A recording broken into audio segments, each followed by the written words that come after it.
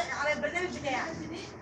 انقلها هنا بالفار، انقلها هنا، انقلها هنا في اي مكان انا عايزاه. طب ازاي بني البرنامج بتاعي؟ ازاي بني البرنامج بتاعي يا ولاد؟ عندي ام هنا الاكس اللي هنا ديت، ما انا بصوره او تاخده مرة ثانية. او بعمل كليك يمين على شريط المهام. خلاص ما هي باينة عندك. كليك يمين واعمل كلوز، يبقى انا كده قفلت البرنامج بتاعي. خلاص يبقى احنا كده اتعرفنا ازاي بفتح البرنامج. مين يقول؟ ها؟ ستارت بروجرام مايك. برافو عليك. نخش ايه؟ مايكروسوفت اكسس. فتحنا البرنامج. ازاي بنقفل البرنامج؟ ولا سنة ولا سنة بجد. خلاص يا ولاد؟ ماشي يا ولاد؟ خلاص؟ خلاص علامة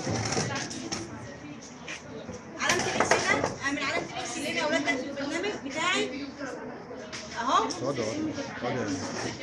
وكده قفلت ايه؟ البرنامج بتاعي.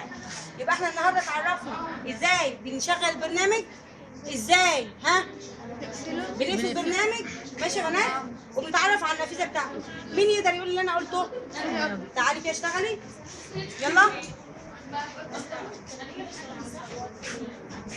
اشتغلت صح. يلا ستارت. برافو برافو. ازاي بقى بتنهي البرنامج؟ علامة ايه؟